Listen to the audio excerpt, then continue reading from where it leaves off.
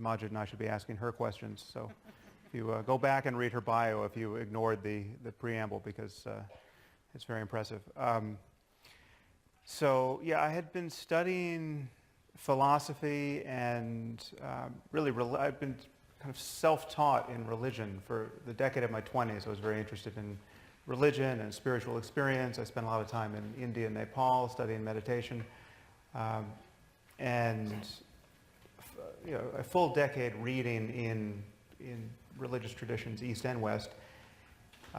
Decided to go back to school to do a PhD in what ultimately became neuroscience. I thought I would do a PhD in philosophy, but then I kind of got sick of hearing the philosophers wait around for the results from neuroscience labs when the conversation turned to the topic of consciousness and the nature of the mind, which is really the center of my interest.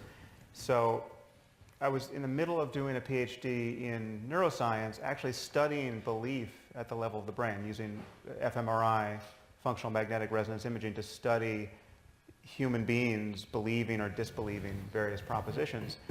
And then people started flying planes into our buildings on the basis of really explicitly held religious beliefs. So my career as a writer, really the first few books, is what 9/11 did to my intellectual life. Essentially, it kind of preempted my research in neuroscience.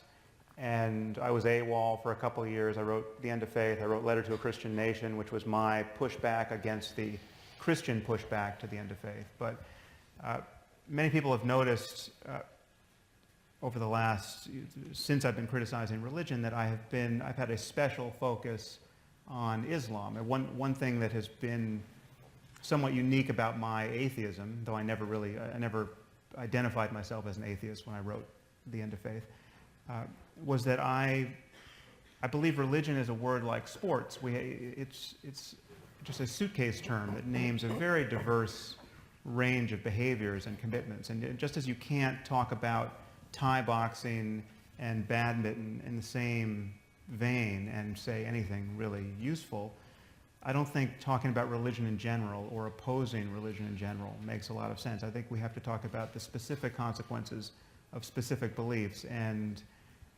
I don't think I'm alone in worrying that there are specific beliefs within the tradition of Islam that are uniquely powerful and mobilizing and divisive at this moment. And we're not up here to talk about the Methodists or the Mormons or the Jains or the Quakers, and you can extend that list rather far, and there are reasons for that, and they're not just born of the misadventures of the U.S. in Muslim lands. There are theological reasons, there are historical reasons, and so I've been riding this hobby horse for a while, and then met Maajid in a really inopportune context that we describe in the book at the beginning. It was actually at a debate that he did against my friend Ayan Hirsi Ali, who's here. We had a meeting that was really brief and unpleasant and did not seem the basis for any further collaboration, but can I just say I met my wife through Ayan's event as well, so that was a lot more pleasant than meeting Sam on that day. Yeah, I'm glad something worked out that night. Unfortunately, she isn't here, but... So, in any case, it really did not. I was surprised. I kind of engineered this conversation with Maajid that I thought was initially going to be just a blog post. I got on the phone with him, and we just rolled tape and just watched what happened. And we started having such a productive dialogue that I thought we really should write a short book. And it's been a pleasure to collaborate with him. And the liberal or regressive liberal pushback against our effort that no doubt we'll talk about has really been amazingly cynical and ugly. And there are people, I don't know if we should name these people or not, I'll let Maajid decide, but one person on Twitter who has some platform called Maajid my lapdog. He talked about what an obscenity it is that a white non-Muslim like me would think that he could write a book about how to reform Islam. And then when someone pointed out that I had a co-author on this book, Maajid, he called Maajid my lapdog. Well, if you read the book, you'll see that if anything, my views and my way of speaking about this problem have been more modified than Maajid's by our collaboration. So it's a very interesting context in which we're having this conversation. So based on the substance of the book, let's just begin with whether, what is Islam? Because you raise a particular question at the beginning of the book. Is it a religion of war or peace? And there's one narrative, which is it's been hijacked by radicals and extremists who are purporting to be of a certain faith and acting in ways that we all see on the front pages of the newspaper. But there's another way of thinking about it, which is that what we're seeing or what people are saying is at the core of the religion. So I'll ask you bluntly what you ask in the book, which is Islam a religion of war or peace? Well, I'll take the first whack at that. I think we have different instincts, I think, Maajid and I here, and my instincts for many conversations now are to defer to his instincts, because I think I had no interest in winning the debate for atheism against religion in my conversation with Maajid. I was not trying to convince him that there is no God or that it's illegitimate intellectually to think that the Quran is in some sense, a divinely inspired book. That's not my purpose, and though I still hold those views, the real purpose of our collaboration is to figure out some path forward, politically and intellectually and ethically, to arrive at a future where we're not seeing the kind of mayhem and callousness and divisiveness born of religious differences. And so, but Maajid takes the line in the book that it's neither a religion of war nor a religion of peace. It's a religion, and all religions have their toxic and their benign aspects, and it really depends on just what you emphasize. I'm a little more.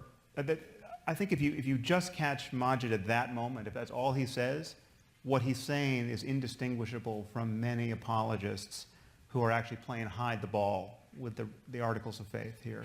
People like Reza Aslan and people who are well known to just dodge the matter and who think that it is tantamount to bigotry to single out Islam for any special attention at this moment in history. But Maajid doesn't stop there, and that's why I had such a productive conversation with him. He admits that there's a link between specific ideas and specific behaviors. And so I think Islam has some specific ideas that are really problematic, which we discuss in the book. Specifically, a belief in martyrdom and a belief in jihad as incumbent upon any Muslim, certainly any Muslim male, in defense of the faith, and a certainty of paradise. I mean, this is a little dark jewel of religious demagoguery that I think we have to figure out some way to destroy intellectually. This conversation is, I think, the basis of a way forward in that direction. So on the same question, but I want to touch on something Sam said earlier about this notion that any Muslim engaging in dialogue with a critic of Islam, with an atheist, with somebody like Sam or Ayan, is necessarily either a sellout, an Uncle Tom, a native informant, or any of the above. Yesterday, by a non-Muslim, left-wing, white, and particularly silver-spooned critic, I was called an Islamophobe. I want to address this head-on before we proceed, if I may, because I think it's disgusting to delegitimize my voice in that way. And what I would like to say to them, and I hope they're listening, is the day that you have had to dodge neo-Nazi hammer attacks on the streets of Essex, as I have, the day that you've been arrested at gunpoint and profiled by police at the age of 15, as I have, the day that you've forcibly had your DNA taken from you and profiled at airports, as I have, And the day that you face the grip of a torturer in Egypt's dungeons because of your Islamist political views, as I have, is the day you get to talk to me about Islamophobia. The day you are born to Muslim parents, are a Muslim yourself and have a Muslim child, is the day you get to talk to me about anti-Muslim bigotry. Until that day, being a non-Muslim, and particularly being a white male, to speak to me and to police my conversation about my own religion and its future in this world, and to choose for me who I'm allowed to speak to, is a form of colonial patronage that I could do without. It's a reverse form of racism. It's a policing of the conversation. It's born of a racism of low expectations, because it assumes that the only good, it's the true good Muslim, bad Muslim game, by the way, because it assumes the only good Muslim is the angry Muslim, and there happens to be a bit of a brain malfunction in the heads of these people who assume that despite the fact I've been through all of that, I'm not sitting here in front of you ranting and raving and spitting and frothing at the mouth. Therefore, because I'm not angry, somehow I'm not the good Muslim. It's patronizing in the extreme. And in particular, as I said, the two people who have named, Sam's, I think, mentioned one of them, the two people who have called me a native informant or an Uncle Tom or an Islamophobe, both happen to be non-Muslim, white, middle-class American males who haven't seen any of what I've just described. And I think they need to just stop and check their privilege, first of all. And it's sad that the debate has got to this. To very quickly answer your question, therefore, I have a right to have a view on that question. And that question, whether Islam is a religion of peace or a religion of war, for some Muslims, it's a religion of war. For the vast majority of Muslims today, it's a religion of peace. Just like for the US, for Americans, for some Americans, the US Constitution supports the right to abortion, and for others it doesn't. The same document, the same text, is the subject of dispute and fierce dispute in this instance. And one of the things that we discuss in this dialogue is that actually if Islam is only what Muslims make it through the process of ijtihad or interpretation, if the vast majority of Muslims today are not jihadists, then only because that's what Muslims are interpreting it to be, today it happens to be by majority rule a religion of peace. But that's not to say that there is an incredibly vocal and disproportionately prominent minority within our own communities of Muslims who subscribe to the view not only that it's a religion of jihad and war, but are actually fighting and engaged in that war. And it's that vocal and organized, highly organized minority, as represented by ISIS, in some instances they're controlling countries, that we must challenge head on and accept the fact they exist and not obfuscate and bury our heads in the sand and pretend that this isn't really a problem. So just to pick up on this, because both of your answers, both the first part, which is helpful for people to hear, and the second part are related in the sense that this colonial patronage, or what you both so adequately call in the book the Voldemort effect, that our inability to actually say the name, which is, it is not extremism, it is Islamic extremism, and you both criticize, or at least you criticize the Obama administration about its failure to sort of use the language or admit what it is. But confronting the ideology is challenging, because the ideology isn't just, the ideology is big. There's different concentric circles, as you describe, of people who believe in certain parts of the ideology or certain parts of the religion. So how do you get people to actually talk about the ideology and begin to reform it or rethink it or become nonviolent if we're also afraid to even say, this isn't extremism, it's Islamic extremism? Yeah, I mean, I read all the Harry Potter books in prison, and it's where I got that analogy from for the Voldemort effect. And I've told J.K. Rowling this, and actually I'm not sure how pleased she is that we're applying it to Islamist extremism. But effectively what it means for those of you who, and I hope everyone's read the books, those of you who haven't read those books, there's a bad guy in the Harry Potter books called Voldemort, that people, the two things. First of all, they deny he exists, and they're also, while denying that he exists, because he's meant to be dead, but he actually isn't really dead, the second thing is they're too scared to name him. So instead what they say is, he who must not be named is dead. Now, I took that and said, look, that Voldemort effect, being too scared, too petrified to name the problem when actually it's staring at you in the face, is what's happened with Islamist extremism. And the problem is we have been unable to name the problem, led by President Obama himself all the way down. Whereas actually recently, Prime Minister Cameron, not least because we've been working through Quilliam very hard to advise him on this, but among many others, has named the Islamist ideology just last month in his speech and his intervention on this debate. I'm hoping the next president of the US does the same. What's the problem with not being able to name the problem? There are two problems here. External to Muslims and within Muslim communities. If we can't name Islamist extremism and we just say the ideology of extremism, the problem is that outside of Muslim communities, many non-Muslims will assume you're talking about Islam, the religion itself, and all Muslims. That's the first problem, because by not naming it, you're blurring those lines and you're increasing the obfuscation.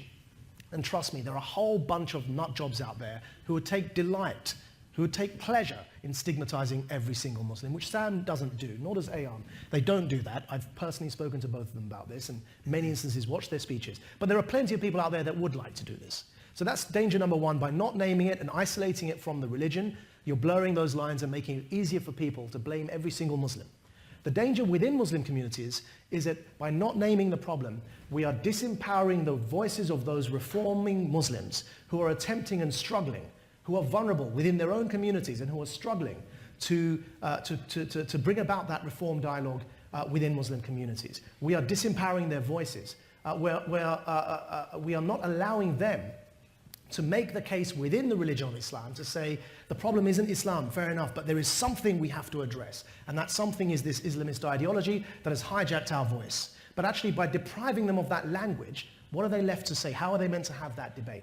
And instead what happens is every gay Muslim, every feminist Muslim, every liberal Muslim, every dissenting voice is silenced, is shut down, is stigmatized, and those who shout the loudest are the ones dominating the discourse. And then we complain when mainstream society says, where are the moderates?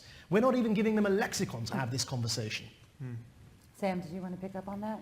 Yeah, well, I think we should be candid about how depressing the state of the conversation is around this conversation. Because, for instance, I think at one point you said to me that you either expected or in fact were receiving more criticism with regard to talking to me than talking to Islamists or even Absolutely, jihadis. yeah. So he could go and talk to a failed suicide bomber, right? And everyone's happy. And that's completely legitimate use of his time, and of course we need to have conversations. How else could we move forward? But talking to famous atheists over here, that's as controversial as it gets.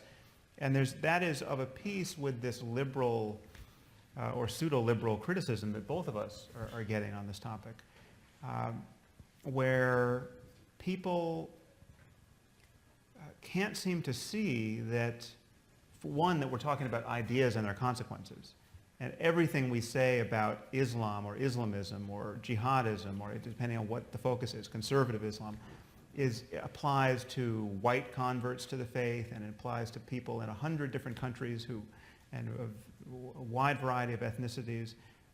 If ever I say something disparaging about Islam compared to Hinduism or Buddhism, well, then that has nothing to do with racism or the colors of people's skin. I mean, racism and bigotry against people based on ethnicity or the country they're born in, that has nothing to do with this conversation at all. And so this meme of Islamophobia that has been thrown up to prevent conversations of this kind is really quite destructive.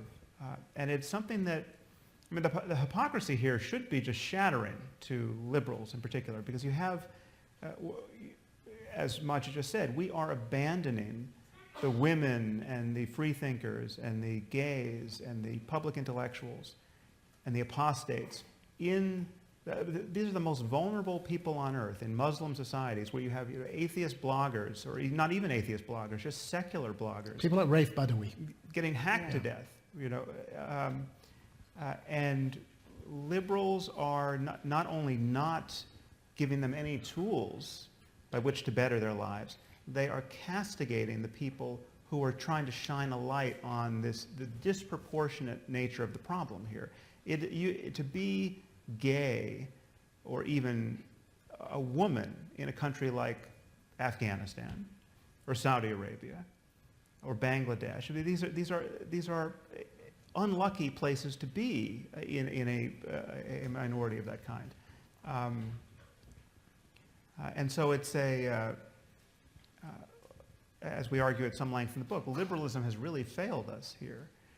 And it's not, and you can criticize Christianity all you want, and liberals will never bat an eye. You can criticize Mormonism all you want, but the moment you try to shine a light on the problem of, I think, appropriately described as Islamism for this conversation, just the full armamentarium of political correctness and cries of racism just hits you full in the face, and it is a thankless job. Nobody wants to do this. Nobody wants to have this conversation because it is so poisonous, especially on college campuses. And one of the good things that's come from, for me, that's come from our dialogue, is that at least I'm sensing that the emphasis has shifted from one about the metaphysical conversation about whether God really exists or not, to the political and social values that we need for just and stable societies. And that's where I'd like to see the conversation go.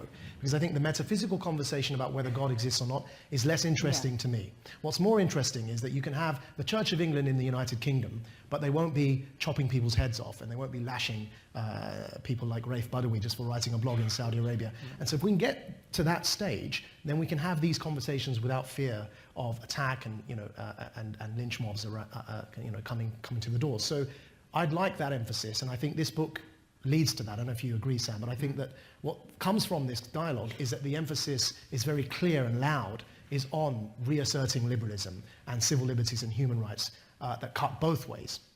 Not just in favor of minority communities, but also in certain instances, minority communities have responsibilities to others, to mainstream society, to reciprocate those civil liberties in their interactions.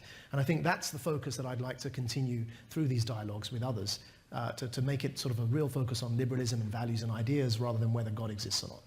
But Sam, I think that's right, and the substance of the book gets into that. Sam, though, you highlight in the book that the two basic tenets of Islam, it's hatred or rejection of infidels and this notion of a post-earth paradise, means that linking Islam with liberalism, right, with gay rights, women's rights, whatever you want to call it, may be desirable, but it's essentially based on a pretense. It's essentially intellectually dishonest. Is that fair, or do you think that they are compatible?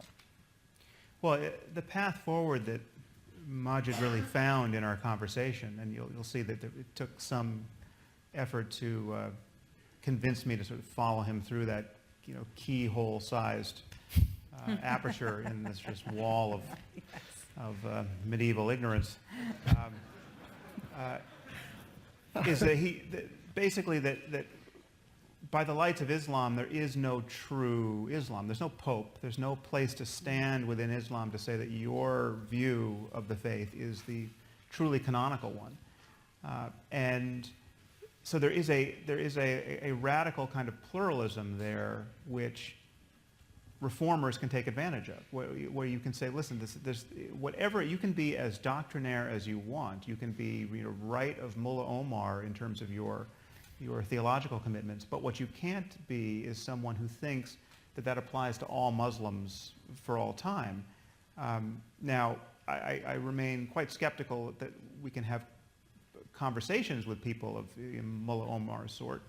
We're not going to have a dialogue with al-Baghdadi or the rest of ISIS, but as a general matter, from Maajid's side, that the way forward is to recognize that this pluralism demands a commitment to secularism. It demands, because there is no one version of Islam, you can't, you have to keep your version in this zero-sum contest with all these other versions out of public policy and out of politics. And then that commitment to secularism can hopefully open a space for genuine liberalism and a genuine commitment to all these other values that we want, which aren't best expressed in any religion, frankly. They're the result of a modern conversation about ethics and politics and human rights.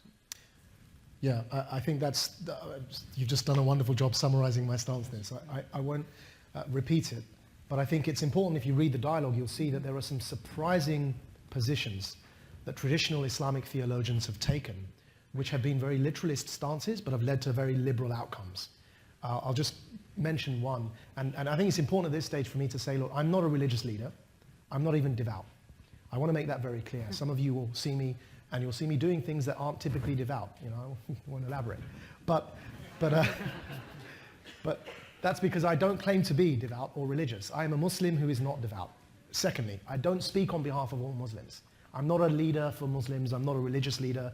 I'm not a community representative. In fact, I find the whole concept of community representatives troubling and problematic. In particular, they tend to be aging men, greying men who are especially socially conservative, who deign to speak on behalf of everyone. So I don't subscribe to that model in the first place. So I don't want anyone to think what I say means all Muslims must think this. But that's part of the beauty, you see.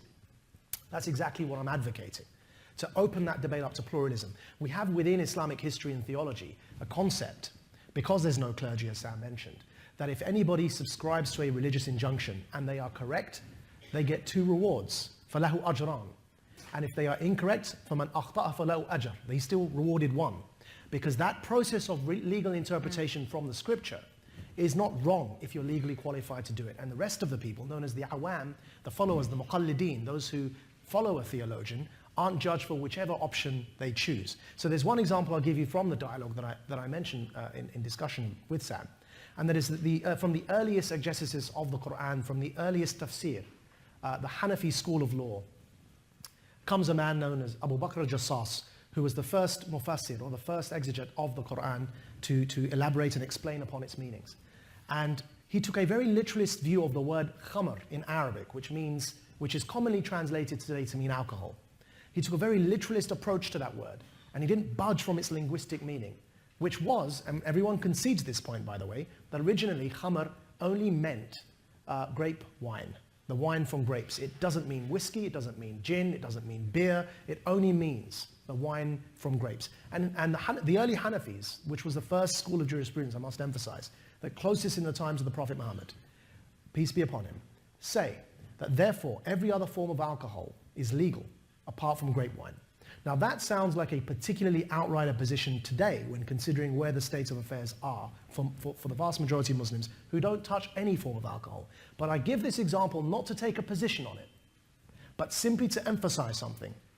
And that is that form of pluralism that existed in those early years, that has been lost because of the rise of both fundamentalism and Islamism, and I distinguish between the two in the dialogue. The only way forward is for us to recognize that. And of course, relative to medieval periods, it may have been good, but actually there's a lot in the medieval time that we don't want to reclaim. But we have to just recognize that exists, because no one has the right to claim that they have the definitive view on any scripture, on any text. So the logical conclusion from all of this can only be secularism, because there's no pope in Islam. And that's essentially in a nutshell what I'm arguing in the dialogue with Sam, and what I hope that Sam has kind of recognized in what I'm saying as well. Maajid, I know we have to go to questions soon. I want to ask you, though, about grievance and what you hear, and I know there's no single spokesperson or whatever, but, and violence. Because I think from the perspective of people who are from the United States, who see what's going on in the world, the linkages between wrong linkages between the religion and the grievance that then leads to grievance of US policy, grievance of Iraq, grievance of Afghanistan, whatever it is, to then violence, seems to be a straight line. So what do you say to the person who says, look, people can be, annoyed at the US for all sorts of reasons. Why is it only one religion that actually takes that grievance to violence and therefore requires all sorts of, policies by the United States for good or for bad, which then leads to a new level of grievances, which then leads to more violence? So just for those who aren't familiar with these debates, which in the policy circles, as you're very familiar with, are quite common, the question is whether radicalization is caused by foreign policy grievances, and therefore do we need to change our foreign policy, or is it caused by, say, ideology and something else entirely, and therefore we need to address ideology? What I say is that human beings react to circumstances differently. We're not all the same. We're social animals. We're not like water. We don't all boil at 100 degrees Celsius, and we don't all freeze at 0. And so actually the best way to explain this is it's usually radicalization is due to a combination of factors. There are 4 factors I name in the dialogue with Sam. I talk about grievances having a role in that. If somebody's not angry, they're not going to look for an alternative form of discourse in the first place. So there needs to be an anger there. So there's an element that the grievances play a role. Then there's an identity crisis that comes about. Then there's a charismatic recruiter as a third factor. And the fourth is the role that the ideology plays.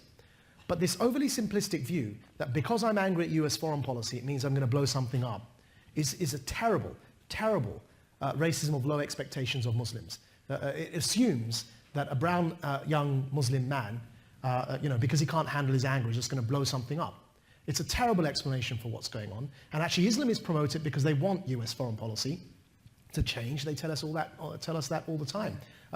Bin Laden's speeches were all about changing policy towards the Middle East because he wanted to stop the support for Arab regimes so that he could overthrow them, as happened, eventually with the Arab uprising. So it's no surprise Islamists peddle this myth, but it's actually particularly worrying when those on my own political biases, the political center to center left, peddle this myth. Because the problem I have with it is the following. Look, I opposed the invasion of Iraq from a jail cell in Egypt. I've always been opposed to the Bush Jr.-led invasion of Iraq.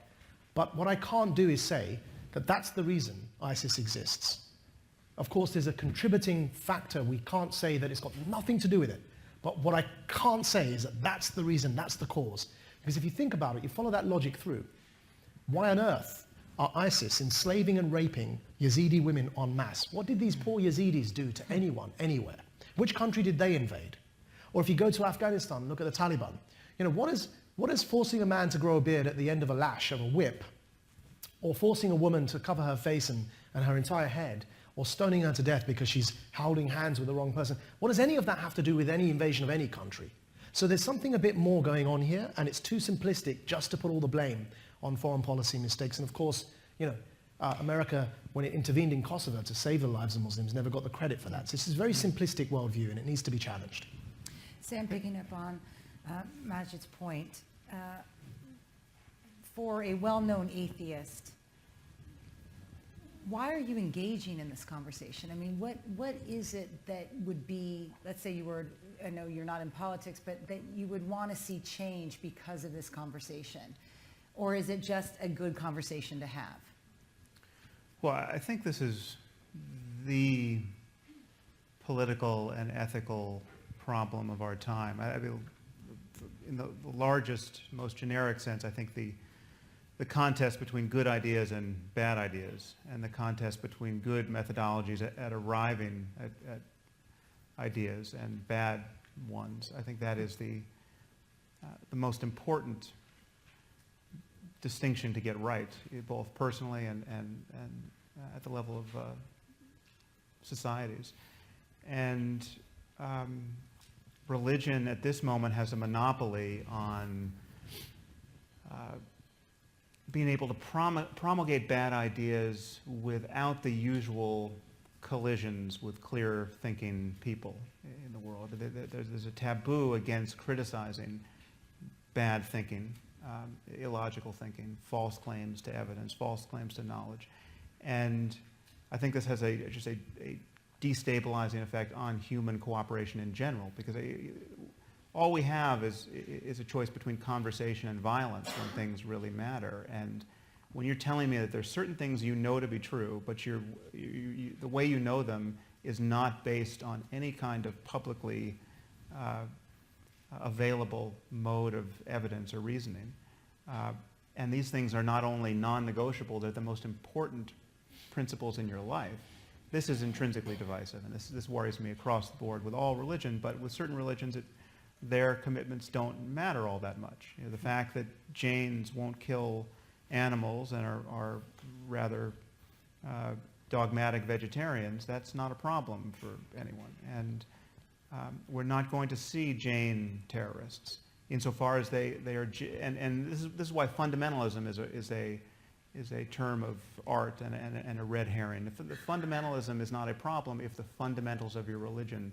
are totally benign. The crazier you get as a Jain, the less anyone has to worry about you. And that is rather obviously not true of Islam as a religion. nor is it true of many other religions. But Islam has a few variables that we've just touched on briefly that are uniquely problematic. And if I could just touch on this notion of grievance that Maajid just discussed, I think we also have to admit that certain grievances really are just born of religion. They really are just theological. And if you push back hard enough on the theology, discredit the theology, that is what you need to do to contain the risk born of these grievances. And so, drawing cartoons about the Prophet Muhammad, right? Now, if I took out a piece of paper now and drew a cartoon, a stick figure, and said, "This is Muhammad," it's not implausible to worry that the rest of my life will just be this deranged attempt not to be killed by some religious maniac who thinks I have crossed a line there.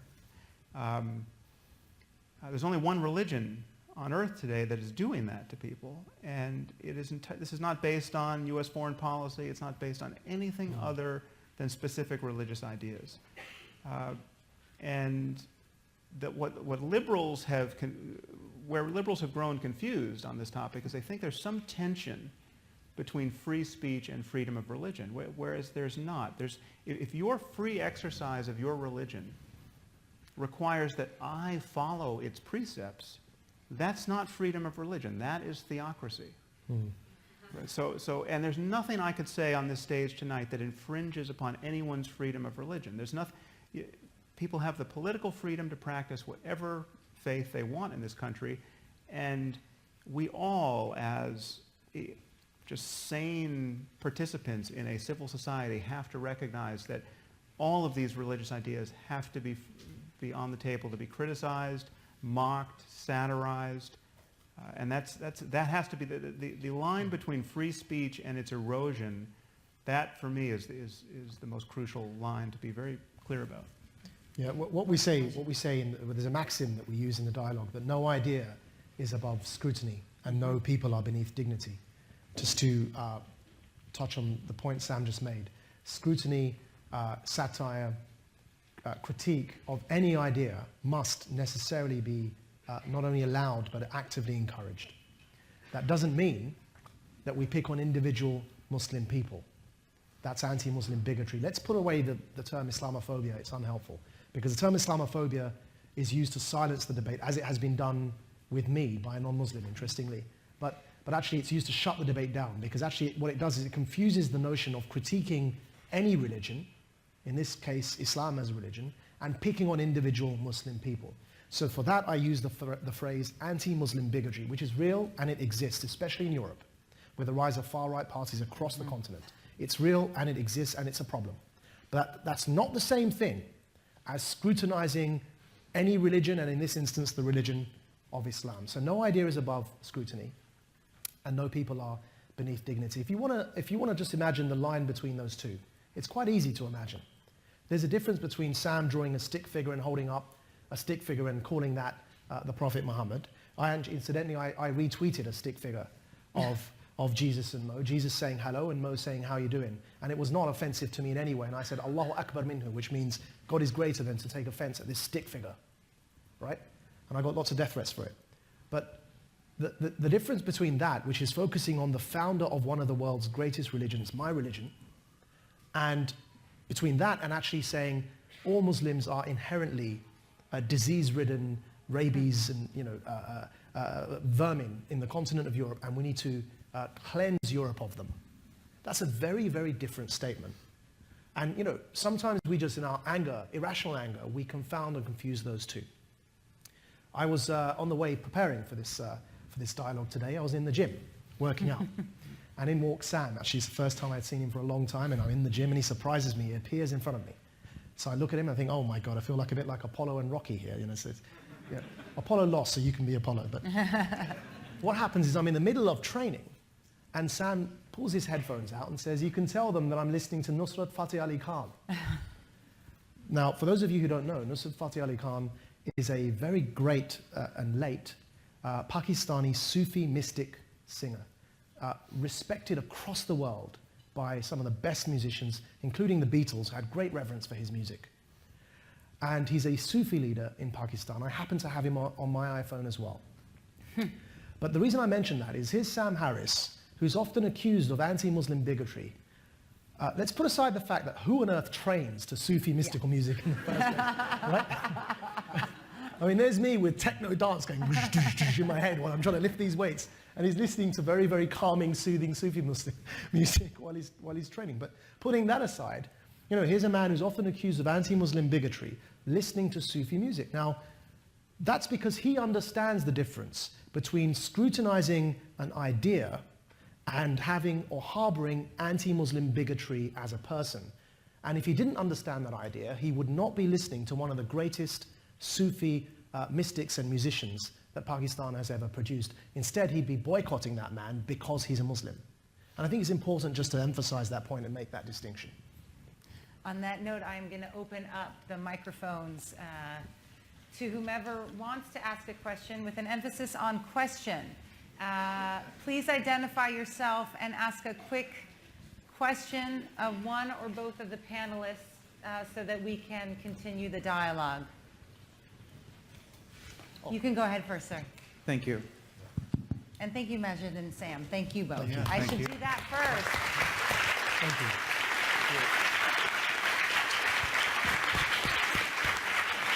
And to say that we literally got through about 10% of the depth and sensitivity and creativity of the book is an understatement. So stay tuned. Hi, thank you both. My name is Zuhair Mazuz. I'm an Arab journalist. I wanted to say very frankly that I liked Mr. Nawaz's analogy between the debate happening in the Middle East, North Africa, and the one happening in the United States. You used the Quran to describe the debate happening in the Middle East, North Africa about governance, and then in the United States you used the US Constitution. And that to me is very symbolic of how far off these two regions of the world are from each other. These are not two types, in my opinion, these are not two types of government, these are two levels. When we ask whether Islam is a religion of war or of peace, my answer usually is that it does not matter. If you ask that question about Christianity in the United States, it won't matter because you live in a society that protects thought, freedom of religion, freedom of choice, freedom of conscience. And the dream of us, our dream in the Arab world is to reach that level where we can actually not care whether any religion is a religion of peace or war, because we are in a place that is governed by rule of law, freedom of choice, free speech, all these universal human rights, which is why I have a big problem with the term Muslim world. Yeah. Can I have you ask a question now? Yeah, sorry. Thank you. That's okay. Yeah, So, good that was my question. Do you think we should keep using that term, or is it more convenient because it's simple for the rest of the world to understand us? Thank you. Okay, so may your kind multiply. I really, really hope that lots of young Arabs like you speak in the way that you just did, and it's incredibly encouraging to hear you say that. I agree with everything you said. If you notice in my responses to the questions, I don't say Muslim country, and I certainly don't say Muslim world.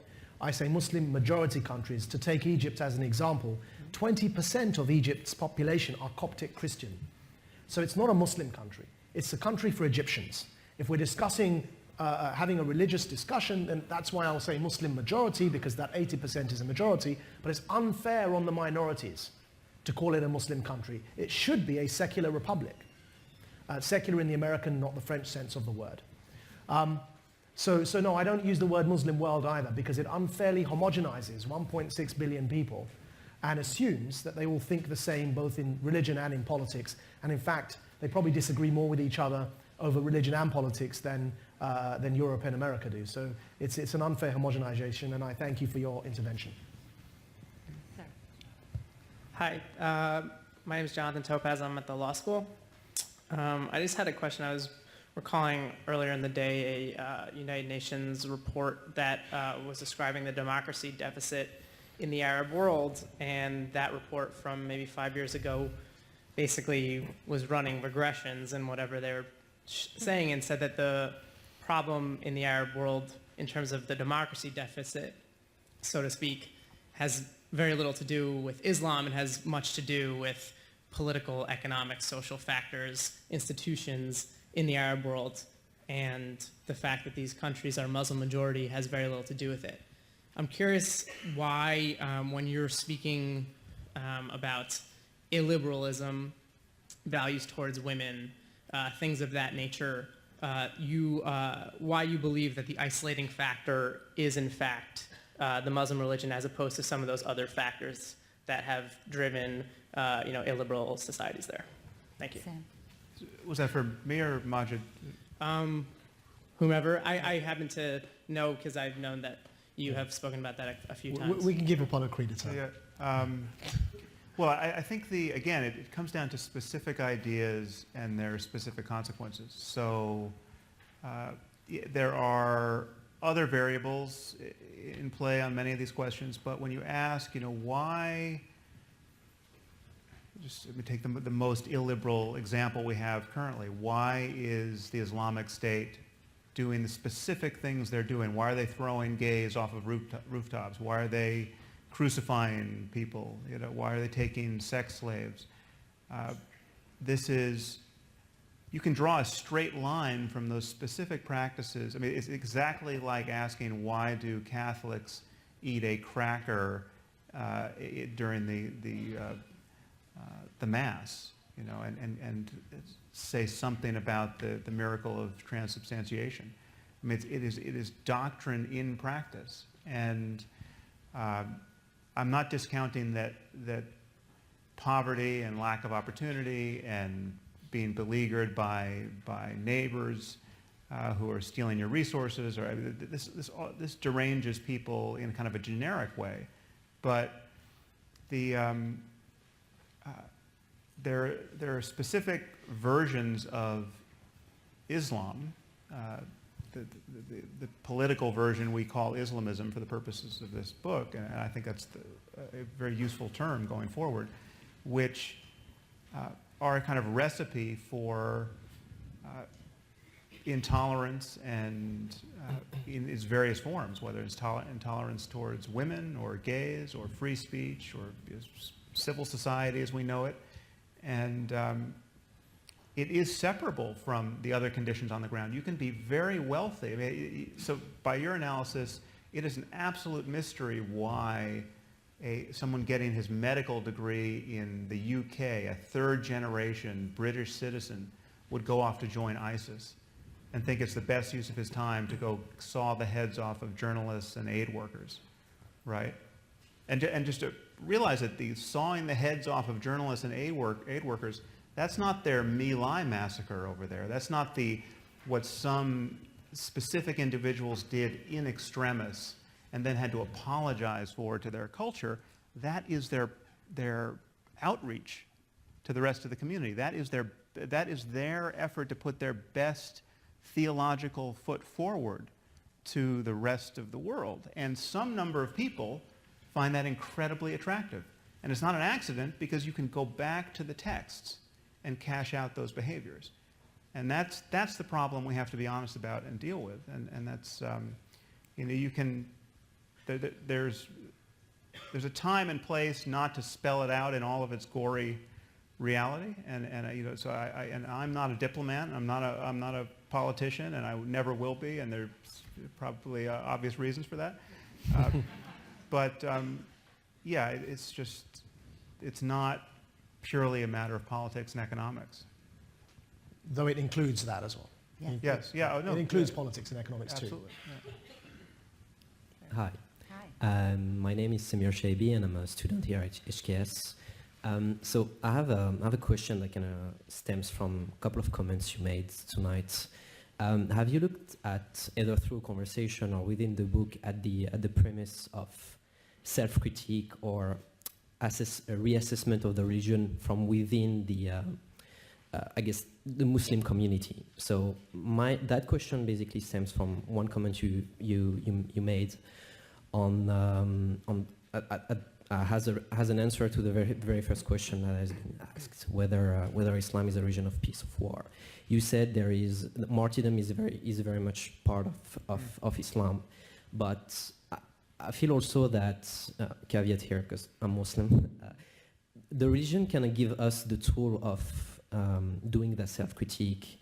In the Quran, there is mentions of martyrdom being a lesser form of jihad, because Islam is very much a religion of self-struggle first, and martyrdom and going to do jihad is kind of a last resort kind of choice. And the other thing is that the other comment that kind of stemmed that question is the thing you said around rights of women, gay rights, etc., etc.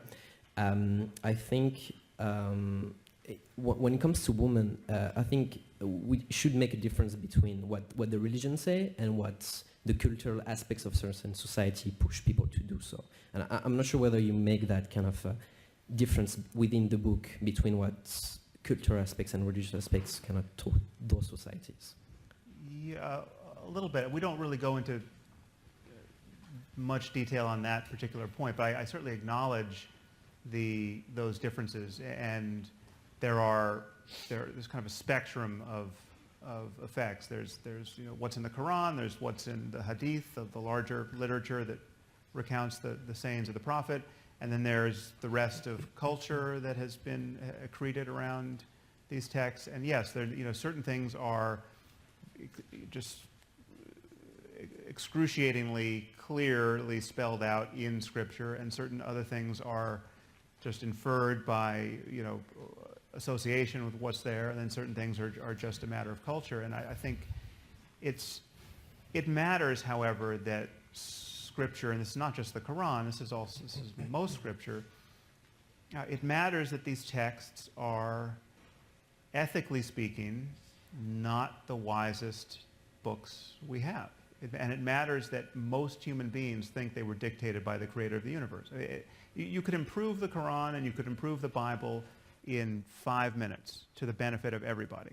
And yet we can't rewrite these pages, so we're stuck with figuring out how to convince billions of people to interpret them in the most benign way. But if every page of the Quran had on the bottom of it a little footnote saying, oh, by the way, don't kill anyone for their beliefs, and homosexuals just fine, don't worry about it. And women are the equals of men, despite what I seem to have said in these other surahs, women are every bit the equals of men, we would live in a better world. Muslims would live in a better world. And it's hard, because the Quran doesn't say anything like that, and because the Quran gives you a very plausible rationale for viewing women as the property of men more than truly their equals, Muslims are left trying to do some very acrobatic theology on that point, and they have to do that acrobatic theology, and Maajid is convinced that they have the tools to do that, and I think you're convinced that they have the tools to do that, but it would be a hell of a lot easier if somebody with 21st century values could just write a really good page in the Quran and slip it in there. So on this point, thank you for your intervention. And if I'd like to say something on this as well. So personally, for historical, we also address whether the Quran should be censored or changed in the dialogue. And we both end up agreeing that for both historical and pragmatic reasons, actually it's an absurd idea. You want to preserve a historical document as it is. You don't want to start editing historical documents and pretending they never existed, because they have value in and of themselves. And that's me speaking just through a secular lens. But at the same time, Muslims, and I'm really glad with what you said and the way that you view your faith, but unfortunately there are many, many others who don't, and they're causing some problems in the world today. So I think we have to confront that head on. And though we know that lots and lots of people think like you and me, we also have to be honest and acknowledge that others, when they see passages in the Quran such as as-sariqu was-sariqatu faqta'u aydihima, the male and female thief cut off their hands, or azani was-zaniyatu fajliduhuma mi'ata jalda, the fornicators, lash them 100 lashes, or so on and so forth, that are passages directly from the Quran that there are people out there that take these, not just individuals, there are regimes that take these passages vacuously and enforce them upon the rest of society. Saudi Arabia is one such example. It still beheads people. It still cuts off hands, albeit surgically, for theft. And it still lashes people for blogs. As I mentioned, Raif Badawi, who's being lashed as we speak. So there are entire regimes, and there are groups such as ISIS who follow that vacuous interpretation of what they literally find within the passages. And I think it's incredibly helpful if Muslims like you and me own that, are honest about it, say, yes, there's a challenge we have here, and let's open up that debate. One of the things I mentioned in this dialogue with Sam is that how historically people have got around some of these issues. The last ever legitimate caliphate for Muslims, you will know, was the Uthmani Khilafah, the Ottoman Caliphate. The Ottomans took these passages known as the Hudud laws, the penal codes, and the Sheikh of Islam of the Ottoman Caliphate, the leader of the Ottoman Caliphate's theological reasoning, came along and said, through religious reasoning, he said, we're not going to use this anymore, and he adopted the French penal code instead. And that was done in a caliphate by the Sheikh of Islam. Right? So there have been attempts to reconcile this, but today, sadly, due to the rise, the very modern rise of Islamism and fundamentalism, which have been rising side by side, perhaps I should just distinguish. Islamism, for me, is the desire to enforce any version of Islam over society. Fundamentalism, or incredibly conservative religious practice in a Muslim context, is those who are incredibly rigid and socially conservative and regressive in their practices, even if they don't want to enforce those on others. Both phenomena have been rising. You know, the Saudi form of Salafism has been rising, and Islamism has been rising, and they're competing with each other for Muslim attentions. We've got to be honest and challenge that head on, and I really do wish, more Muslims were as vocal about this challenge as they are, unfortunately, vocal about irrelevant things such as people in Europe depicting cartoons, which frankly shouldn't hurt God. It doesn't hurt God. It doesn't hurt you or me or the Prophet. It shouldn't hurt anyone because it's a cartoon. But we'd rather burn buildings and kill people over that in Muslim majority countries like Afghanistan and Pakistan, where they're killing each other over cartoons thousands of miles away, than focusing their attentions on the self-scrutiny that you very correctly mentioned. They should be looking at their own societies and how to improve them. Thank you. So we are going past the allotted time, so I want to make sure, until I get the heave-ho, I'm looking over there. How about two more? And then, okay. So you, and then you were the first. And I apologize to everyone about this, but lots of questions. Go ahead. Hi there, my name is Connor Riley and I'm a junior at the college. And my question is for Apollo, but Rocky, you are welcome to hit me too if you are so Stuck. I forgot who I am. I'm Apollo? Okay. Yeah, I guess that's what we went with. So towards the beginning of the talk, you made a really interesting point about destroying an idea intellectually. But this is actually like fairly easy to do, like with colleagues and with papers and time.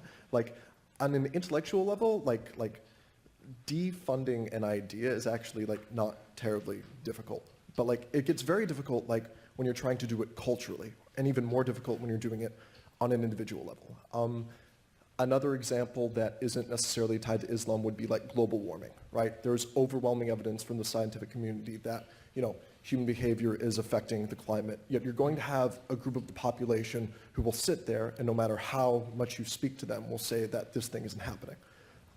So I guess my question for you, and maybe based on your experiences and based on conversations that you've had, is how, if you were having dinner with someone and you needed them to think a new idea that disaligned with something that was really salient to them, how would you structure a conversation space to get this person not necessarily to destroy this idea for themselves, but at least to think a new idea that might misalign with a belief they already have? Because like this is the problem. Like this is something that is catastrophic that I can't get around. Well, it's, as you say, it's a huge challenge, but it can be done. My inbox attests every day that it can be done. Many people think that based on, I don't know if it was George Bernard Shaw or Mark Twain, or I think they've both alternately been credited with this quote, but you can't reason somebody out of something they weren't reasoned into. But you've practiced it a lot. Yeah, but that's just false. I mean, you can reason people out of their deeply held beliefs that they didn't reason themselves into, but they just acquired with mother's milk, or they reasoned themselves into, and they can reason themselves out of it, just based on some continued conversation. And do you do that with questions, or you do that with stubbornness? Well, Because, like, you do it by continuing the conversation, and as long as, I mean, this is the crucial matter for me is, can we talk about it? There are certain people who are saying, listen, we can't talk about it. If you say X, Y, and Z, I'm just going to come and kill you, right? That's the really clear line between the 21st century and the 14th century, right? And we have to hold that line. And there are many, many liberals, far too many liberals, on this campus and every other, and in every journal, with prime offenders like The Guardian and The Nation and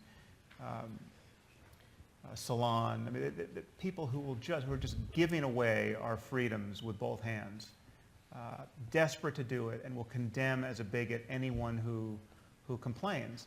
And so we have a battle for civilization right here that has nothing to do with suicide bombers. It has to do with people just totally losing the plot ethically and politically, and intellectually. But yeah, it's just you have to keep putting pressure on bad ideas, because that's the thing about bad ideas. They don't respond well to pressure. People have internal contradictions in their lives that they can notice because they're, do you think prayer works? Many people say, yes, absolutely, I think prayer works. And then you say, okay, well, we have a new airline where the pilots are just going to rely on prayer to land the planes. Tickets will be cheap, and you can Very cheap. Sign up. Who's going to sign up for that airline? If the pilot comes over the PA system and tells you that he's convinced that prayer is all he needs to land this plane, you're just going to see just stark terror on the faces of even the most religious people. And so that's a contradiction that can be pointed out. And we have to do that 1,000-fold and just keep doing it. But as you say, global warming, evolution, these are the jury's not out on questions, and many people just don't subscribe, and it's a failure of conversation ultimately. Thank you. I want to thank this young man for ceding the microphone over, and to you for a question, because we wanted to get a diversity of questions as well. So thank you very much for your question, the last one. No pressure, right? Thank you again. So my name is Rana Abdulhamid. I'm a student here from New York City. And I just wanted to go back to your point about just the anti-Islamic bigotry and hate crimes. So even though we can sit here and have a conversation about the difference between Islam, Islamism, and fundamentalism, oftentimes media does not necessarily distinguish between these things. And it's very easy for, like you said, right-wing groups to take these ideas and kind of continue to dehumanize the image of what a Muslim is, and creates an increase in hate crimes, an increase in anti-Islamic bigotry. So I'm wondering what you would say to that, and how you're able to separate these things and have this conversation, especially within the Muslim community, when it's so hard to kind of fight that external battle as well. Thank you for your question. I recently wrote a column. I've just started the regular column for the Daily Beast, and my last piece was actually on the rise of bigotry across the spectrum. And I cite a statistic which is incredibly worrying, and that's the London Metropolitan Police have said that anti-Muslim hate crimes have risen by 70% within a year in London. Anti-Semitic crimes have also gone up to the point where government ministers are giving speeches about how concerned they are with the rise of anti-Semitism. I think bigotry across the board, because, and I tie it directly, personally I tie it to identity politics and the rise of identity politics. People seeing themselves as part of their group and all others as the out-group. I think that leads to division and bigotry, but that's another conversation. But on your question, it's certainly a huge, huge issue in Europe. Communities are being divided along these lines, and attacks are taking place against synagogues across Europe. We saw some of those violent attacks where terrorists, once they finish attacking journalists, the very next place they go to is a synagogue, and start attacking Jewish people. We're speaking on Jewish New Year, and it's a huge, huge issue across Europe, where in France, Jews in particular, for example, don't feel safe. And then likewise, as I said, in London, if anti-Muslim attacks have gone up by 70%, women who look like you don't feel safe walking in the streets because they're worried about being attacked. And that could be my grandmother, who also wears a headscarf. So I can assure you that I have every concern and worry. As I said to those non-Muslims who are trying to police my conversation in this, look, I have a Muslim child. I have Muslim parents. I have a Muslim grandmother who covers her head with a headscarf. I'm directly affected by the rise of anti-Muslim bigotry, and I'm a Muslim myself. And I've been attacked. I've been profiled. It's a huge concern. My only issue would be that the way to challenge this is to throw open that conversation. I think the Voldemort effect, as it did in the Harry Potter books, I'm going to run with that analogy. If we don't name the problem, it increases the hysteria.